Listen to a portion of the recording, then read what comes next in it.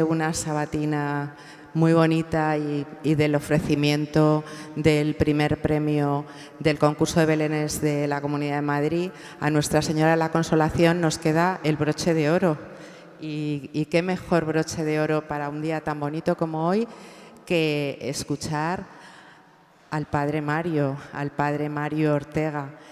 Cuando estaba pensando la presentación, que lo hablé con el párroco, de todos es conocido el Padre Mario y no sabíamos qué decir al margen de sus estudios, que son muchos en la Universidad San Damaso en Roma. Y yo decía, Dios mío, ¿qué decimos del Padre Mario? Y solamente se me ocurre una palabra: gracias, Dios mío, que nos has acercado al Padre Mario aquí a nuestra parroquia. Tantos años, Padre, cuidando de nosotros, que se fue a Roma, pero gracias al Espíritu Santo volvió, no sé si a su pesar. Pero muchas gracias, Padre Mario, porque son muchos años contando con su presencia, contando con su ayuda, con su cariño y con sus oraciones, que sé que nos tiene siempre a todos presentes. Y gracias por participar en esta celebración del 25 aniversario de la coronación canónica de Nuestra Señora de la Consolación. No podemos estar en mejores manos después de las de Dios, hoy en manos del Padre Mario. Muchas gracias. Muy bien, pues muchas gracias a vosotros, a la congregación de Nuestra Señora de la Consolación, que es verdad que ya son muchos años los que llevo aquí en Pozuelo, desde el 2000, y estamos al 23, pues quitado del paréntesis que estuve en Roma, pues es verdad que el resto aquí, y ya pues muy acostumbrado a verla a la cara, ¿no?, a la Virgen, a tratar con ella, la Virgen de la Consolación. Y por lo tanto, pues cuando me dijo don Mario, ¿te atreves con este tema del rostro de María en la Biblia? Digo, pues el rostro, pues muy bien. Lo que pasa es que es un título tan amplio, que es como si le dicen a alguno, explica el Museo del Prado en 10 minutos. ¿Por dónde empiezo? ¿No?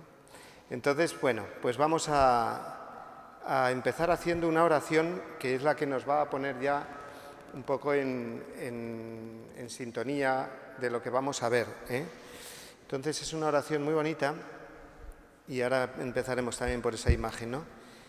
Es una oración muy bonita de San Dionisio de Areopagita, que es un santo padre oriental del siglo IV, creo recordar, con unos textos preciosos sobre la Virgen. Y este dice así, lo podemos hacer todos juntos. Madre de Dios, deseo que tu imagen se refleje continuamente en el espejo del alma y en ella se conserve pura hasta el final de los siglos. En el nombre del Padre, y del Hijo, y del Espíritu Santo.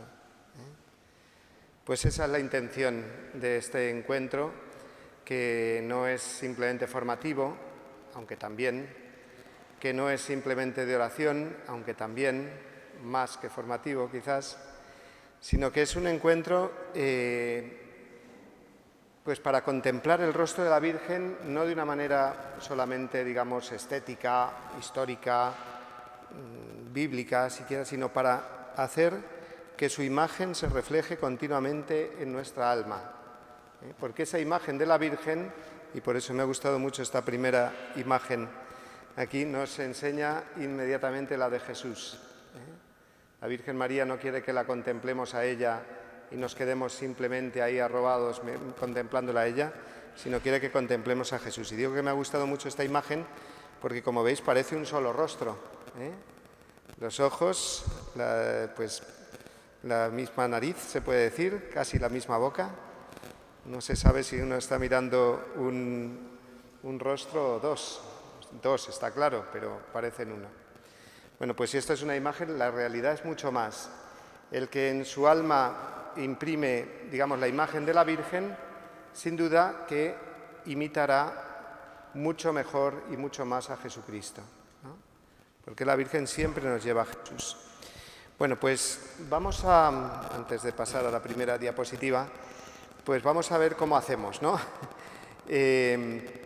Vamos a descubrir o a redescubrir cómo es el rostro de la Virgen y los colores y las formas con el que se representa, por decirlo así, el rostro de la Virgen, están, como no, en la Sagrada Escritura, en la Biblia. No solamente en el Nuevo Testamento, sino en el Antiguo. Y como dices, ¿y cómo en el Antiguo Testamento no estaba todavía la Virgen?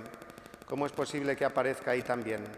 Bueno, pues el Antiguo Testamento es antes de María, pero con María. Es decir, ella está prefigurada de 1000 formas en el Antiguo Testamento y de muchas profecías en muchas personas, sobre todo las personas femeninas que veremos ahora, el Antiguo Testamento. O sea que todos los principales colores y trazos para dibujar o para pintar el rostro de María están en la Biblia, por supuesto. En el Antiguo Testamento podríamos decir que los colores base, digamos, y unas líneas, digamos, maestras, y luego ya el Nuevo Testamento es el pincel, que la dibuja ya y la pinta perfectamente, ¿no? ¿Quiénes son los encargados? Por supuesto los evangelistas, ¿no? Y luego San Pablo y los demás autores sagrados del Nuevo Testamento. Pero ¿cuáles son los autores que después mejor nos interpretan este cuadro de la Virgen? Los santos padres. Los santos padres son los primeros teólogos que tuvo la Iglesia en los primeros siglos. Santos padres de Oriente, santos padres de Occidente, unos de una manera y otros de otra, pues nos interpretan correctamente la Biblia y nos dicen, ojo, que esa profecía que habías ahí en el Antiguo Testamento en realidad se refiere a esto o a esto otro. Entonces, son los que mejor nos pueden decir pues cómo es el rostro de María, explicándonos el Antiguo Testamento, ¿no? Ya sabéis lo que decía San Agustín también, una frase muy bonita para explicar esto que estoy diciendo.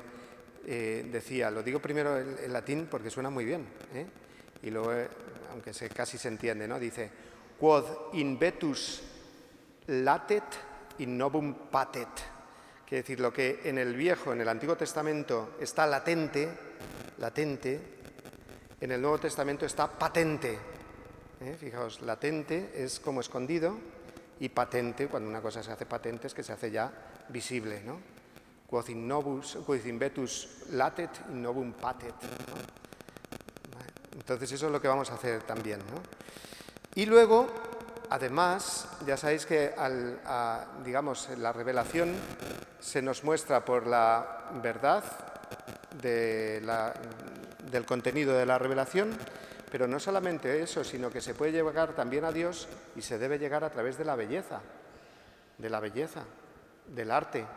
Por eso los artistas que han pintado a la Virgen, que han esculpido, los escultores, las imágenes de la Virgen, que han representado a la Virgen de otros modos, ¿no? En otras artes, digamos, como puede ser el cine, pues también nos servirán. Entonces veremos distintas imágenes de artistas, de escultores, o sea, pintores, escultores, incluso también alguna imagen que nos viene del cine o de otras artes, ¿no?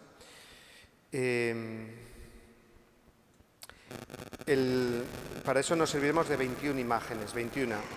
Podríamos haber escogido 100 y 1000 y las que fueran, ¿no? Pero 21 escenas, digamos, las escenas tienen más de una imagen, ¿no? 21 puntos, ¿no?, donde apoyarnos, que los cogemos de la Sagrada Escritura. Y antes de entrar en el primero, pues os leo un texto del Concilio Vaticano II, que también enmarca muy bien lo que vamos a ver. Es la Constitución Lumen Gentium sobre la Iglesia, en el número 55. La Constitución Lumen Gentium, que es de las principales, tiene un número completo dedicado a la Santísima Virgen. Pues aquí se dice, los libros del Antiguo Testamento describen la historia de la salvación en la que se va preparando paso a paso la venida de Cristo al mundo. Estos primeros documentos, tal como se lee en la Iglesia y se interpretan a la luz de la plena revelación ulterior, iluminan poco a poco con más claridad la figura de la mujer, Madre del Redentor. sea, que eso es lo que vamos a hacer.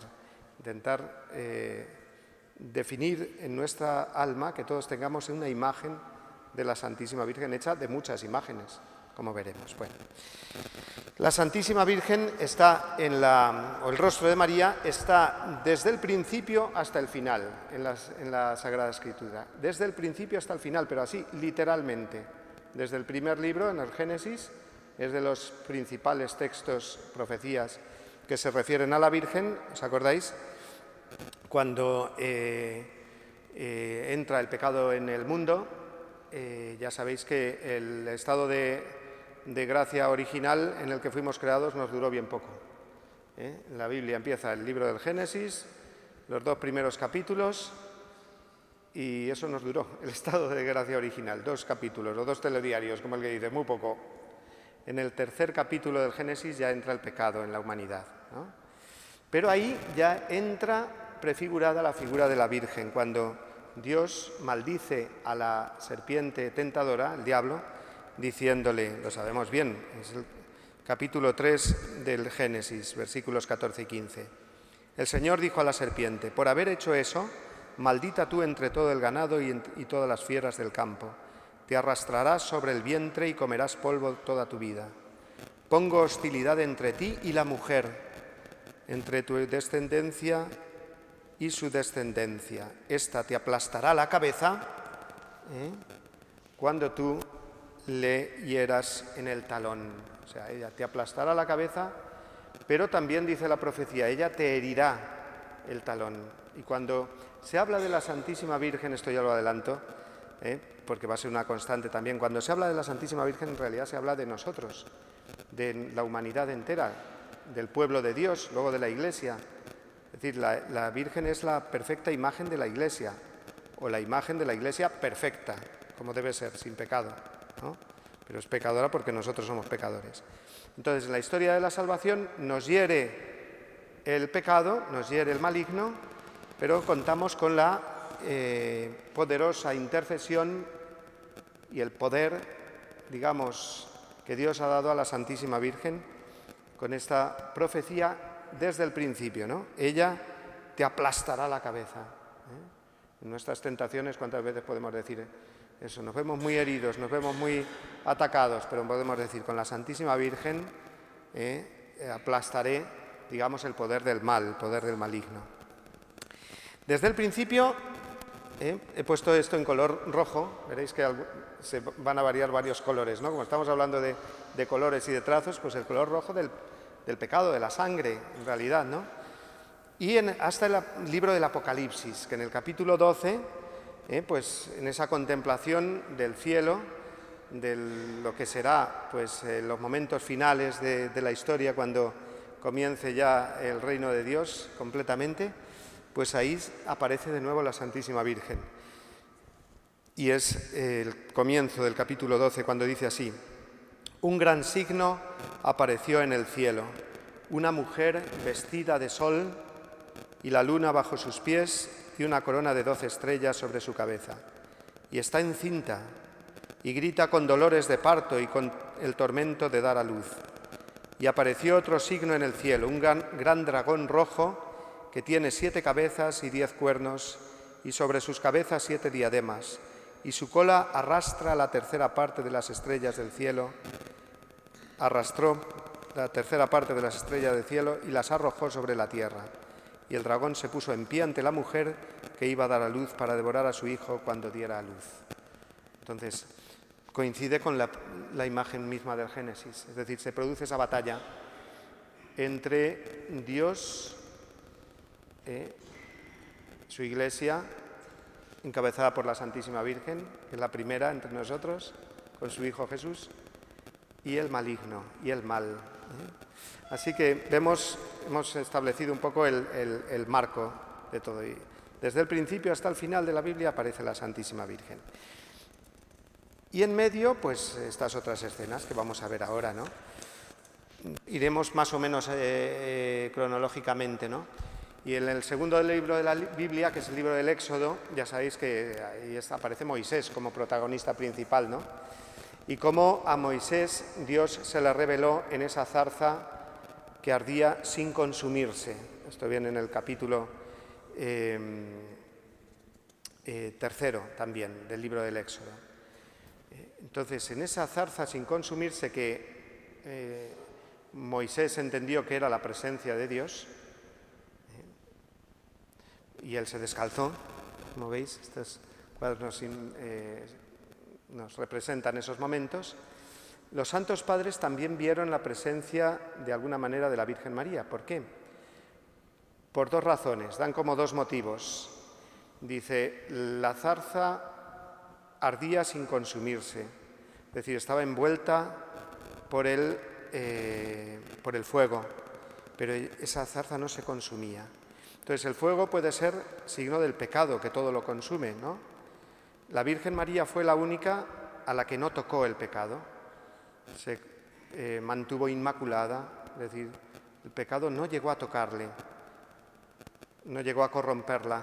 Por eso es la zarza ardiendo, porque es una de nosotros, es humana, pero no queda consumida ni corrompida por la acción del fuego, del pecado.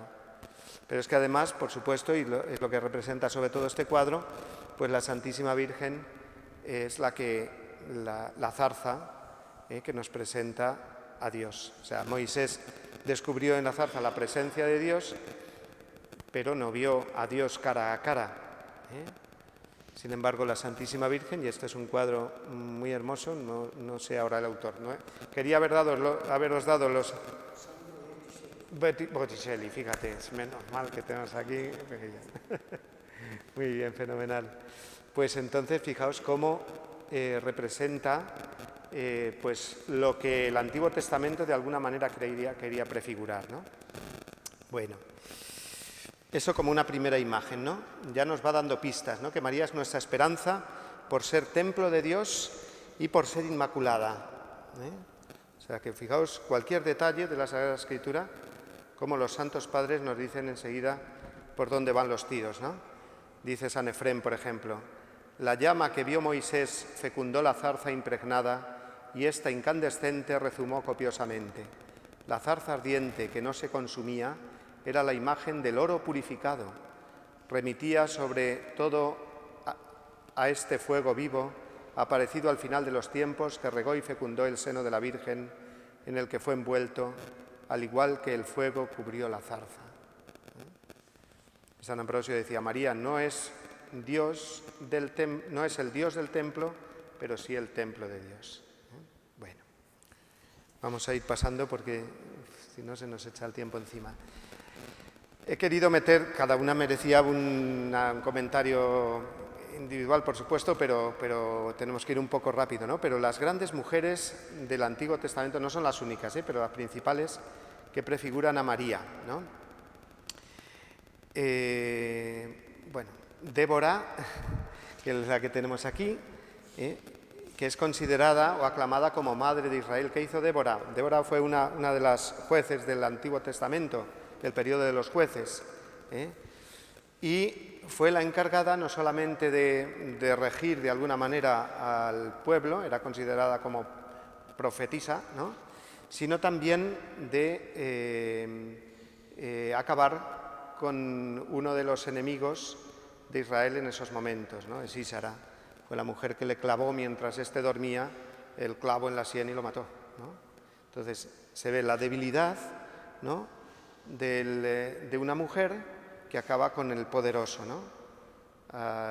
Dios derriba del trono a los poderosos y enaltece a los humildes.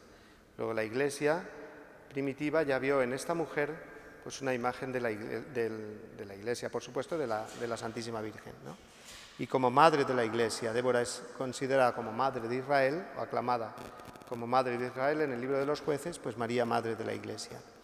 Luego tenemos a Ruth, la figura entrañable de Ruth, que es Ruth la Moabita, ¿no? Una extranjera, no pertenecía al pueblo de Israel. Se casó con uno de los hijos de Noemí, que Noemí era su suegra, enviudó, porque Noemí perdió no solamente a su hijo, el marido de Ruth, sino a su otro hijo también. Y esta mujer, en vez de regresar a su tierra, a su pueblo, que era lo que todos le aconsejaban porque era una mujer muy guapa y joven todavía y podía casarse de nuevo, pues prefirió quedarse con su suegra y de alguna manera integrarse en el pueblo de Israel. Luego, esa fidelidad de Ruth es signo también de María como mujer fiel. Ruth después, pasado varios capítulos del libro, esto viene del libro de Ruth, claro, del Antiguo Testamento, vemos cómo terminó casándose.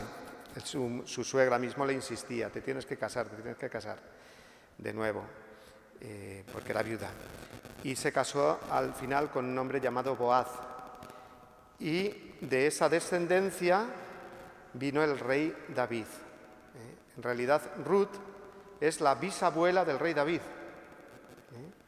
De ellos nació Obed, luego de Obed nació Jesé y de Jesé nació el rey David.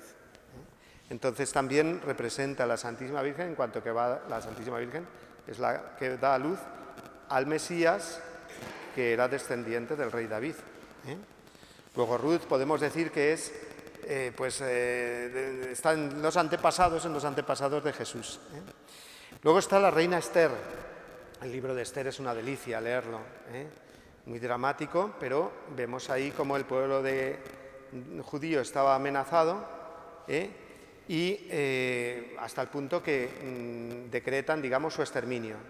Entonces, Esther era una chica judía que es presentada para que el rey la elija, junto con muchas, el rey la elige a ella y ella se ve ante la obligación de ir al rey, su esposo, pero no era como ahora, que podía ir pues con confianza, más o menos, no, es que aquello era, este hombre, si no le caía bien lo que le dijera esta mujer, aunque fuera su esposa, la mataba a la primera, ¿no? Entonces Esther, con su belleza, pues cautivó al rey y con su humildad pidió la intercesión de su pueblo y su pueblo al final se salvó. En fin, no me detengo porque la historia es muy bonita, imagino que la sabréis la mayoría, pero es imagen, por supuesto, de María reina, porque Esther se convirtió en reina, y abogada nuestra. A la Virgen le decimos abogada nuestra porque es la que intercede por nuestra salvación. Y luego está la figura de Judith, pues también una mujer viuda, muy guapa, que cautivó también a uno de los generales asirios, que era de los que estaba amenazando al pueblo de Israel, Holofernes, ¿no? Se enamoró de ella. Y ella, pues, así como el que no quiere la cosa, pues parece que accedió a acercarse a él, y lo mismo que Débora, cuando estaba cerca de él, lo decapitó. De manera que se presentó después ante su pueblo con la cabeza de Holofernes en una cesta. La verdad es que en el Antiguo Testamento, las historias del Antiguo Testamento son tremendas, ¿no?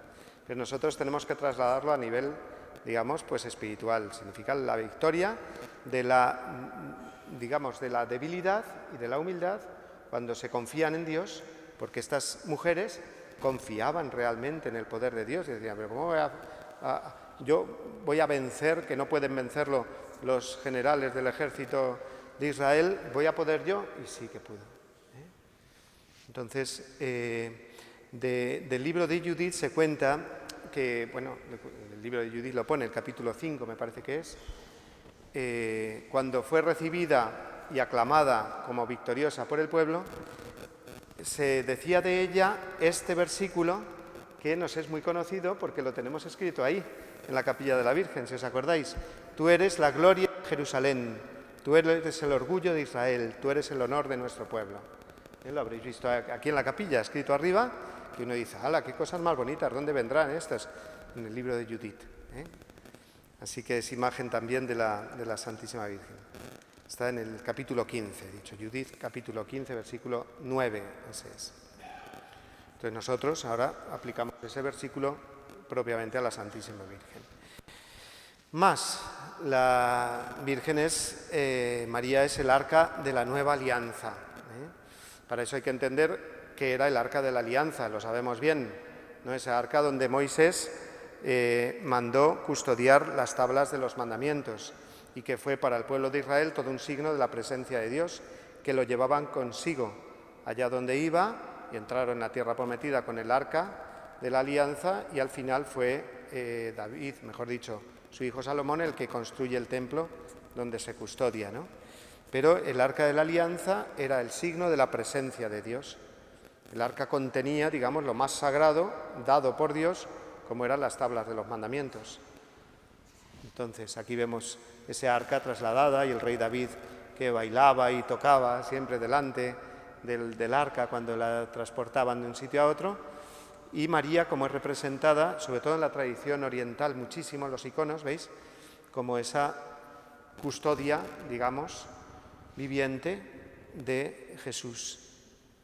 El arca de la nueva alianza. Esta es una custodia también que los que habéis ido a Medjugorje seguro que la habéis visto, ¿no? La custodia está tan bonita que hay, muy grande, que tiene forma de la Virgen María. No es el único lugar, también a lo mejor habéis visto en algún otro sitio o en alguna otra parroquia una custodia en forma de Virgen María. Bueno, pues muy bonita, ¿no? Porque significa precisamente esto, que María es el arca de la nueva alianza, ¿no? Bien, perdonad que voy un poco rápido porque tengo aquí un montón de cositas, pero es que si no, no nos va a dar tiempo. Otra invocación que le decimos a la Virgen María es la de hija de Sión, alégrate, hija de Sión. ¿Qué es Sión? Pues Sión es el monte o la zona de Jerusalén donde se estableció David, donde estableció su palacio, y por lo tanto Sión, dentro de la ciudad de Jerusalén, era como el lugar más sagrado, ¿no? Pero bueno, en realidad se puede entender como la ciudad santa de Jerusalén, donde habita la gloria de Dios. Entonces, lo que decíamos antes del arca, lo podemos decir de la ciudad de Jerusalén, que sabéis que significa ciudad de paz, ¿no? Pues la Santísima Virgen es la hija de Sión, ¿no? En María se van a cumplir además todas las promesas, por eso hemos puesto aquí el color morado. Como veis, cada diapositiva tiene casi un color distinto, porque estamos hablando de pintar el rostro de María. Pues este es un color muy de Adviento, porque en la hija de Sión se representan todas las promesas mesiánicas que se cumplen cuando Jesús entra en Jerusalén, ¿no? Entra en Jerusalén. Fijaos cuántos pasajes del Antiguo Testamento están referidos a entrar en Jerusalén, como entrar en la presencia de Dios, como estar en paz con Dios, como experimentar una alegría y un gozo muy grande de haber llegado, como el final de una peregrinación, ¿no? Y bueno, pues sobre todo el salmo que no sabemos de sobra y cantado pues más aún, el qué alegría cuando me dijeron vamos a la casa del Señor, ya están pisando nuestros pies tus umbrales, Jerusalén. Ya están pisando nuestros pies. Que alguna vez oigo esta canción y oigo por ahí a alguien que dice, ya están pisándonos los pies. Digo, no. Ya están pisando nuestros pies tus umbrales, Jerusalén. Bueno, entonces la Virgen María como hija de Sión. Más, aquí me he puesto nada más que esto, ¿no? El rey se ha enamorado de tu belleza, porque todas las imágenes, profecías que aparecen en el Antiguo Testamento referidas al amor del esposo hacia su esposa, del rey hacia su amada, ¿no? Pues toda la tradición del libro de los Cantares, toda la tradición sapiencial del libro de los Cantares, pues se refieren también en gran parte, más claramente o menos, pero a la Santísima Virgen María, ¿no? Por ejemplo, el Salmo 45, el rey se ha enamorado de tu belleza, él es tu Señor, ríndele pleitesía. Majestuosa está en el interior la hija del rey, engalanada con tejidos de oro, vestida de brocados es llevada al rey. Fijaos, el significado teológico profundo, podríamos decir, de esto, es que, vamos a ver, Dios creó al ser humano, al hombre y a la mujer, a su imagen y semejanza. Por lo tanto, con esa perfección que le viene de Dios y que fue manchada por el pecado. En María el pecado no está ni en sombra, ¿no? Por lo tanto, es la plenitud de lo que Dios quiso para el ser humano. Entonces, cuando la ve, Dios se enamora realmente.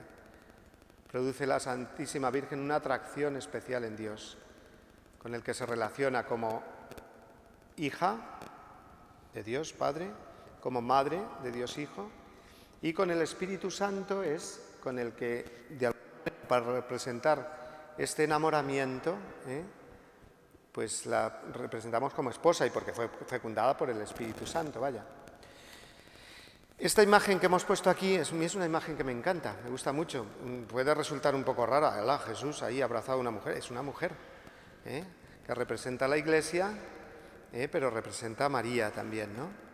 Entonces esa imagen, digamos, ya escatológica en la que Jesucristo pues se unirá a la Iglesia, de manera que en el Apocalipsis viene descrito el cielo como unas bodas, las bodas del Cordero, las bodas de Cristo con su Iglesia, ¿no?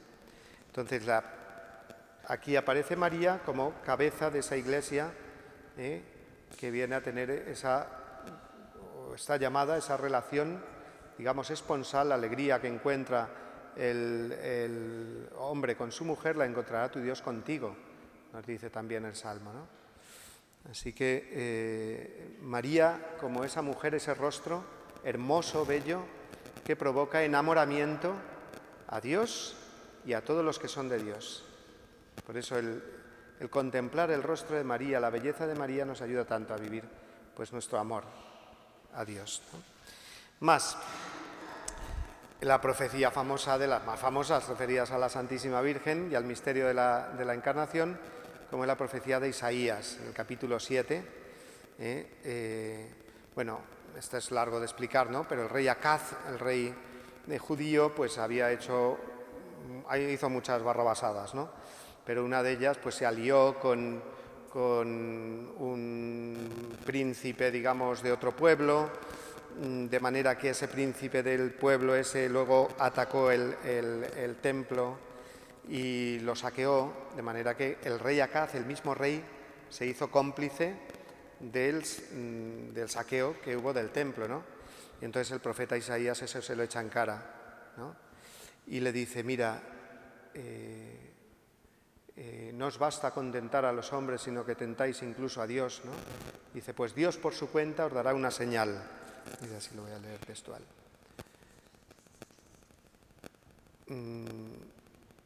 Dios por su cuenta os dará un signo. Mirad, la Virgen está encinta y da a luz un hijo y le pondrá por nombre Emmanuel. O sea que aquí se habla de una virgen, de una doncella.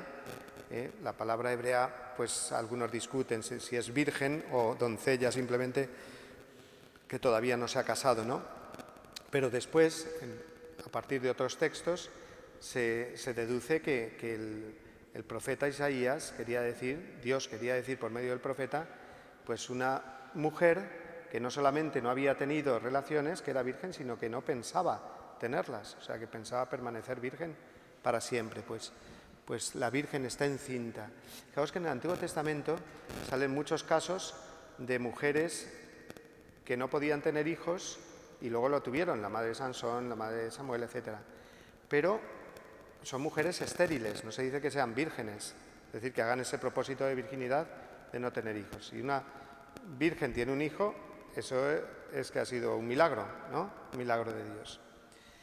Y lo importante de esta profecía, que ahí no viene, es que dice que a ese hijo, a ese fruto de sus entrañas, de esta mujer virgen, le va a poner por nombre Emmanuel. Emmanuel significa Dios con nosotros. Luego está diciéndonos ya que el Mesías prometido va a ser Dios, que se va a hacer hijo de esta mujer virgen. Entonces esa es la profecía pues más clara, podemos decir, del misterio de la Encarnación en el Antiguo Testamento. Bueno, luego tenemos estas imágenes que he puesto aquí, bueno, el icono famoso del Jesús besando a la Virgen, pero para significar que el rostro de María es verdaderamente para besarla, es para tener esa ternura con la Santísima Virgen María, esa cercanía. Así lo entendió el pueblo sencillo, ¿no? Al hacer ese icono, que no sé de qué siglo será, pero del VI o VII o por ahí, ¿no?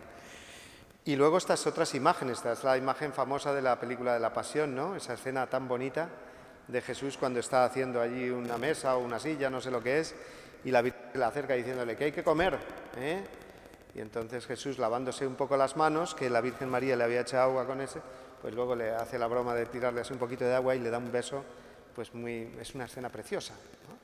Que viene representada Jesús besando a su madre, ¿no?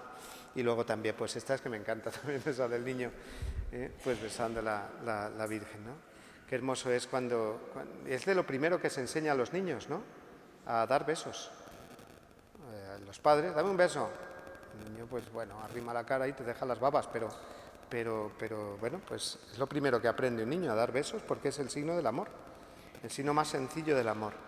Entonces, el gozo que produce la presencia misma de la Virgen, ¿no? En Dios, la alegría, porque ella siempre lleva a Dios, ¿no? Ella siempre produce en nosotros esa ternura propia de Dios, pero a Dios no lo podemos ver. En verdad, Jesús se ha hecho hombre y lo recibimos en la Eucaristía, ese es nuestro beso principal, por supuesto. Pero es que esa ternura con la Virgen, ese besar a la Virgen, pues es algo muy hermoso. Los sacerdotes a veces nos enfadamos, claro, porque bueno, pues las imágenes muchas veces están, muy manoseadas y muy gastadas ya por las manos y los besos, pero ahí están los pies, por ejemplo, del Cristo aquel, que pues, están muy desgastados, de generaciones y generaciones que han pasado besando o tocando ese pie. Y es verdad que nos da un poco de rabia, ¡ay! ¿Verdad? Con la pandemia hace 2 años, pues ese problema se evitó, pero es necesario de alguna manera mostrar esa cercanía, ¿no? Esa cercanía, fijaos, ahora nuestra patrona, el hecho de bajarla ahí, mostrar esa cercanía, ¿no? Bueno, aquí también quería significar un poco digamos, no lo voy a presentar después en el Nuevo Testamento, porque pertenece más bien al Antiguo, el canto del Magnificat de la Virgen. Está pronunciado en el Nuevo Testamento, es lo primero que hace la Virgen después de la Encarnación, pero está lleno de las profecías del Antiguo Testamento. El Magnificat es un resumen de tantas, digamos, profecías, frases, alabanzas a Dios del Antiguo Testamento. Entonces, mi alma salta de gozo, proclama mi alma la grandeza del Señor. O sea que esto es signo de la presencia del Señor. Y aquí llegamos ya al Nuevo Testamento, con uno de los cuadros más representativos, si no el que más, de la Encarnación, del momento de la Anunciación. El cuadro de Fra Angelico, que está en el Museo del Prado, tan bonito, además recién restaurado de hace muy poquito, y uno lo ve y se queda extasiado, porque además de bonito, delicado, esa delicadeza que tiene Fra Angelico en pintar todos los detalles, los colores, pues tiene una teología muy grande. Fra Angelico es beato. Si vais a Roma, podéis visitar la tumba de Fra Angelico en la iglesia de Santa María sopra Minerva, al lado del Panteón. Ahí está la tumba del beato Fra Angelico, ¿no? Y entonces representa este cuadro que tiene una teología impresionante dentro. Recuerdo en la asignatura que tenía yo en el seminario de Cristología, el profesor que tenía, que es el actual obispo de Córdoba, Demetrio, pues utilizaba este cuadro siempre para explicar el misterio de la Encarnación. Y me encantaba, ¿no? Porque, bueno, pues ahí aparece el ángel anunciando a María, esos dos planos, el divino, el humano, pero atravesados por el misterio de Dios, la mano de Dios, que envía ese rayo hacia la Santísima Virgen. Ahí se ve un poquito, bueno, el Espíritu Santo, aquí la voz del Padre, ¿no? Y por lo tanto el sí de María. Aquí podemos ver, pues, conforme pintó Fra Angelico, no solamente el rostro de María, sino sus facciones delicadas, su pureza en la blancura de su piel, sus manos recogidas, pues un cuadro muy logrado para ver pues, todas las virtudes de María, ¿no? Y luego al lado también, por eso digo que tiene un montón de teología, el pecado, ¿no? Entonces es la historia de la salvación. La creación, sí, el paraíso, pero el pecado, Adán y Eva expulsados del paraíso, pero cómo la salvación de Dios traspasa toda la historia y llega a su plenitud en la Santísima Virgen, haciendo el contraste, digamos, entre lo que se ve a un lado y lo que se ve al otro, ¿no? La expulsión del paraíso y la entrada en el paraíso, precisamente con el advenimiento del Hijo de Dios en el seno de María. Así que aquí está la esclava del Señor, hágase en mí según tu palabra. Bueno. También ha inspirado muchísimo a los artistas, señal de que hay todo un filón para ver el rostro de María, sus bodas con San José. Y todo lo que trajo eso consigo, porque en el periodo, ya lo sabéis bien, entre los desposorios y las bodas, pues fue cuando ella quedó embarazada. O sea que fueron unas bodas muy dramáticas. Cuando se casaron María y José, José pues había recibido ya el sueño: no temas en recibir a María como esposa, puesto que lo que hay en sus senos viene del Espíritu Santo, ¿no? Entonces, ese rostro de acogida de ambos, ese rostro de dulzura, de confianza en el Señor, puesto que se trataba de una misión muy grande la que les mandaba a los dos y que tienen que vivir juntos, es lo que los artistas han comprendido, que ahí hay un gran misterio, que forma parte, digamos, de la esencia del matrimonio, ¿no? Entonces, estas escenas de la película Natividad, también muy bonita, cuando María y José pues se dirigen a Belén, ¿no? Entonces, vivir juntos la aventura, ¿no? Entonces, contemplar el rostro de María, que pues se iluminaría y le dedicaría pues sus sonrisas más bellas y sus miradas más tiernas a San José, ¿no? Bueno, vamos para adelante porque, bueno, esto nos avisa de que vamos por la mitad y vamos a ir muy rápido ya. Dio a luz a su primogénito y lo envolvió en pañales, ¿no? A mí me encanta este cuadro, es de lo que más me gusta de la Natividad, ¿no? Porque toda la luz viene de Jesús, pero a la que más le ilumina es a la Santísima Virgen. Entonces, los autores, desde el principio, este misterio de la luz de Jesús reflejada en María, lo aplicaron a muchas cosas. La más famosa de ellas, porque pertenece también, digamos, a toda la tradición religiosa que hasta entonces había sido vivida pues de una manera muy sin saber lo que significaba, ¿no? Al sol y la luna, por ejemplo, ¿no? ¿De dónde viene la luz? ¿Del sol o de la luna? Del sol. La luna es un astro frío y oscuro, pero nosotros la vemos iluminada porque nos está reflejando la luz del sol. Entonces, Cristo como sol que nace de lo alto y la Santísima Virgen como esa luna que en la oscuridad nos sirve como referencia, como faro, nos ilumina en la noche, pues es también pues muy bíblico, por supuesto, y el parto de Jesús, según la tradición, tuvo lugar durante la noche, alumbrados por una estrella. Luego, toda esa luz que se manifiesta con el nacimiento de Jesús tiene su reflejo claro en la Santísima Virgen María. El misterio de la adoración pues lo vemos dos veces en el periodo navideño, ¿no? En los evangelios de la infancia de San Mateo y San Lucas, ¿no? El momento de la adoración de los pastores y el momento de la adoración de los magos, ¿no? Vienen ambos ahí, el de la adoración de los pastores en Marcos 11, en Lucas 2:16 y el de los magos en Marcos 2:11, ¿no? No, he puesto Marcos y es Mateo, perdón. Uy, ahí hay un fallo gordo. Esto es Mateo, no es Marcos. Es Mateo. Son los dos evangelistas que nos cuentan la infancia de Jesús y el nacimiento de Jesús. Entonces, vinieron los pastores, lo primero, fueron corriendo y encontraron a María y a José y al niño acostado en el pesebre. Encontraron a María. Fijaos, lo primero que dicen. Iban buscando al niño, pero encontraron a María y a José y al niño acostado en el pesebre. Y entonces los magos, San Lucas nos dice después, vieron al niño con María, su madre. Entonces la Santísima Virgen María siempre a las puertas del encuentro con Jesús. Es la que nos lo va a dar, ¿no?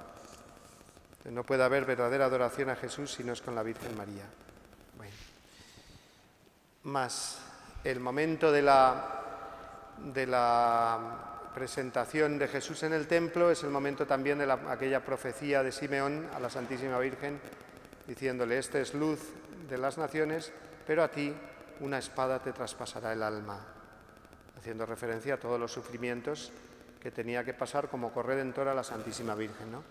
He visto esta imagen y también me ha encantado, ¿no? Porque es de las que junta también dos escenas que parece una sola, ¿no?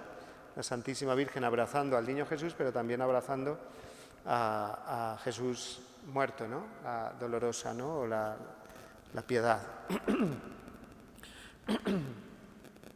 Y toda la representación, bueno, infinita de la Santísima Virgen con ese corazón traspasado por una espada, o por los 7 dolores de la Santísima Virgen, ¿no?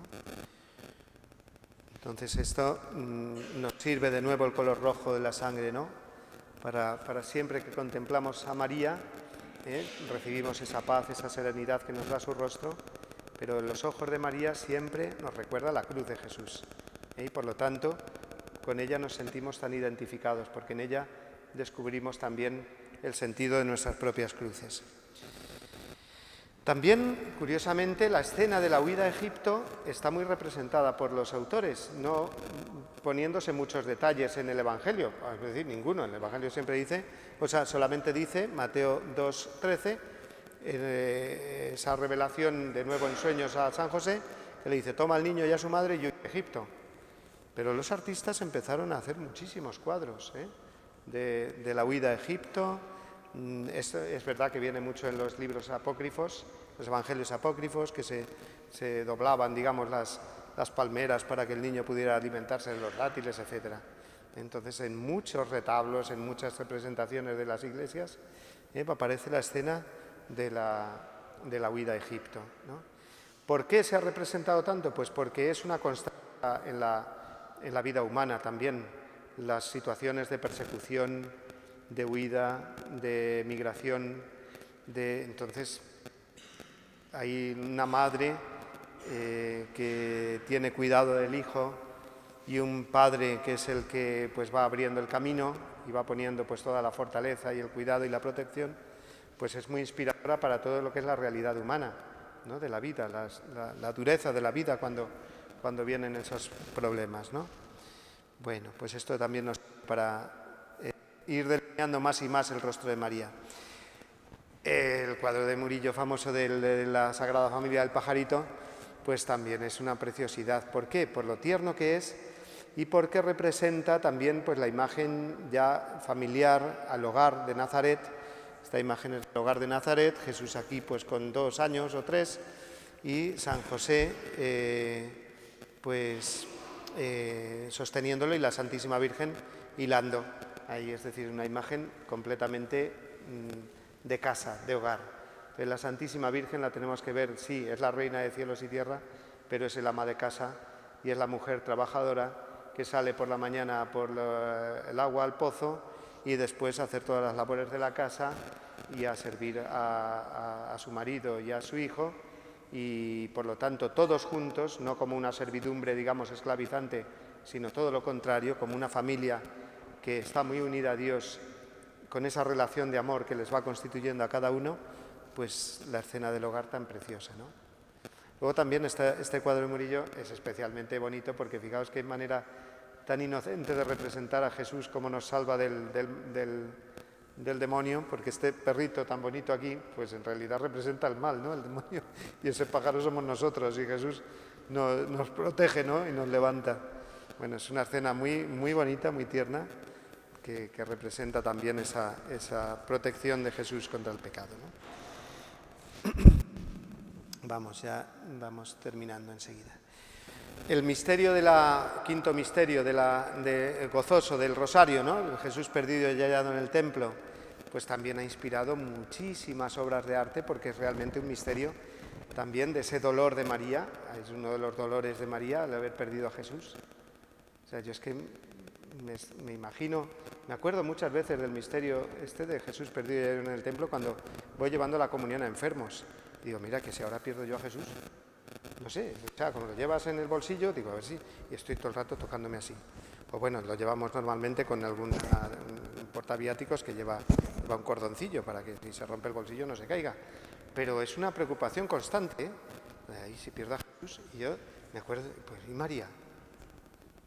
Que no encuentra a Jesús. durante 3 días.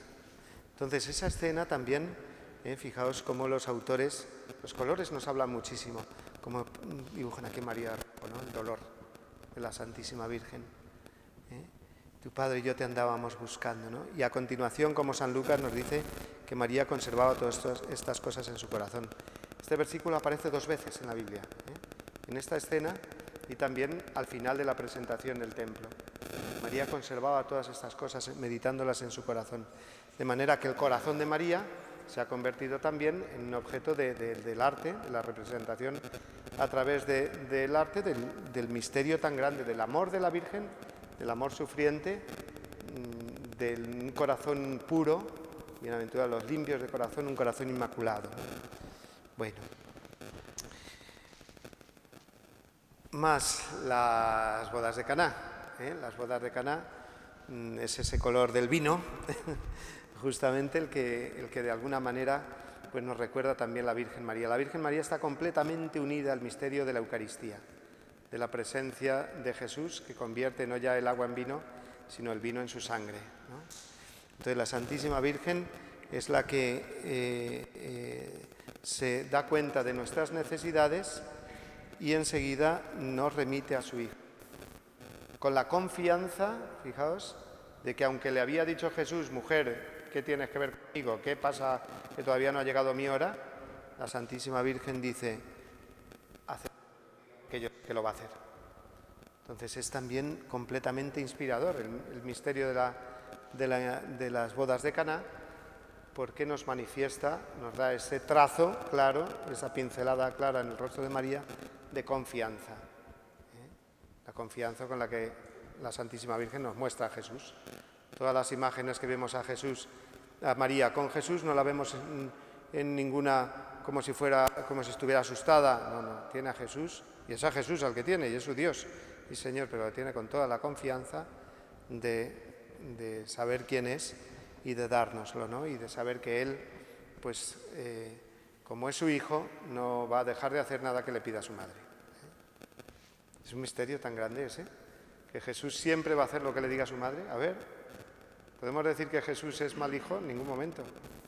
Entonces la Santísima Virgen tiene conciencia clara de eso. Hacer lo que los diga, porque yo ya se lo he dicho, y sé que no me puede no obedecer. Bueno. Luego también un montón de cuadros que se hacen a la Santísima Virgen María, pues es dando de mamar al niño, ¿no? Tenemos un versículo en la Biblia, esa alabanza que le hicieron a Jesús, dichoso el vientre que te llevó y los pechos que te criaron, que nos muestra pues este misterio, que la Santísima Virgen fue ese vientre que contuvo a Jesús. Fijaos, este vientre hinchadísimo ya a punto de dar a luz de la Santísima Virgen María, parece una bola del mundo casi, ¿no? Pues la Virgen María que contuvo al mismo Dios, Jesús, y lo alimentó, le dio de mamar, ¿no? Entonces, dichoso el vientre que te llevó y los pechos que te criaron, digamos, el cuerpo de la Santísima Virgen, que fue el que llevó a Jesús y el que lo alimentó. Por eso, pues, el cuerpo de la Santísima Virgen, representado pues, de tantas formas tan bonitas, es un cuerpo hermoso, bello, que nos muestra pues la belleza y la importancia del cuerpo humano, ¿no? Más, ya estamos en la antepenúltima. De pie junto a la cruz estaba María, ¿no? El momento de la cumbre, ¿no? Cumbre de la historia de nuestra salvación, la muerte de Jesús, ¿no? De pie junto a la cruz estaba María y ahí tienes a tu madre, ¿no? Aquí el misterio claro, es de los que más ha inspirado siempre y los que debe inspirar, ¿no? Nuestra espiritualidad y a los artistas, ¿no? Es ver a María en 3 posiciones, ¿no? Distintas, apenas unos cuantos versículos, ¿no? 2 en realidad, para decirnos María estaba junto a la cruz de Jesús. Ese estaba significa estaba de pie, y ese estaba de pie cuando una persona no está abatida, no está hundida, sino todo lo contrario, la está sosteniendo su Hijo. Esta escena de la película de la Pasión, pero bueno, puede ser cualquier otra escena en la que María aparece de pie, mirando a su hijo fijamente, no retira su vista ahí, no quiero ver esto, porque cuando nos produce mucho dolor algo, preferimos no verlo. La Santísima Virgen estaba viéndolo, besando los pies de su hijo, de pie. Pero también hay un momento, y esto se representa también, en el que Jesús le dice a su madre, ahí tienes a tu hijo, y a Juan, ahí tienes a tu madre, ¿no? Y aquí el artista la ha representado así, como echándose en los brazos de Juan, ¿no? Y Juan acogiéndola, ¿no? Pero también nos manifiesta, por supuesto, ese dolor grande de la Santísima Virgen, que de alguna manera se pone en nuestras manos. Nosotros en la de ella, que es madre, pero ella también en las nuestras, porque de alguna manera pues la tenemos que acoger, como San Juan, la Iglesia que acoge a María. Y luego, sentada, tercera posición, de pie, digamos, tumbada o echándose en los brazos de Juan, y aquí sentada, pues recibiendo a su hijo, pues la piedad de Miguel Ángel y tantísimas imágenes de la piedad, de la Virgen Dolorosa, de la Virgen de las Angustias, pues todas reciben distintos nombres, pero es el mismo misterio, ¿no? Bueno. Y de aquí pasamos a la Pascua, ¿no? El color del cielo, ¿no? El celeste, ¿no? Porque la Santísima Virgen, sin duda, fue la primera que recibió el anuncio de la resurrección de parte de su Hijo en directo. No lo cuentan los evangelios, no lo cuentan, ¿no? La primera vez que aparece Jesús resucitado es a María Magdalena, según lo cuentan los evangelios. Pero no podemos dudar de que a la primera que se le apareció fue a la Santísima Virgen. Entonces, ¿por qué no lo cuentan los evangelistas? Dicen los autores más piadosos así, pues porque era un momento tan especial que eso es que era incontable. O sea, no. Y seguramente no se dijeron ninguna palabra, porque entre otras cosas María confiaba plenamente en la resurrección. Fue la única que mantuvo la fe en la resurrección durante el Sábado Santo, podríamos decir. Entonces, el momento de la resurrección también ha sido representado por los artistas como el momento de Pentecostés, en el que como madre pues espera la venida del Espíritu Santo sobre la Iglesia. Ella es parte de la Iglesia. La Santísima Virgen es parte de la Iglesia, es una de nosotros. Bueno. Y por último, el misterio del final del curso terreno de la vida terrena de la Santísima Virgen María. Su dormición o muerte, ya sabéis que podemos opinar cada uno se puede quedar con lo que quiera. ¿Murió la Virgen María o simplemente se durmió en el Señor? Es decir, se produjo una separación entre su alma y su cuerpo, que esa es la muerte, o no. Bueno, pues ahí no está nada definido, o sea, cada uno se puede quedar con lo que sea, hay razones para las dos cosas. Pero fijaos, los autores, sobre todo orientales, prefieren hablar de dormición, ¿no? La Santísima Virgen que se durmió, fijaos, este icono es precioso, porque se ve a Jesús recogiendo aquí a la Virgen María como si fuera una niña, como el alma, ¿no? Entonces Jesús dice, bueno, ¿y ese bebé que tiene ahí es la Santísima Virgen? Pues recién nacida a la vida del cielo. Entonces, fuera como fuera, lo que es un dogma de fe es que fue asumida a los cielos, asunta a los cielos en cuerpo y alma.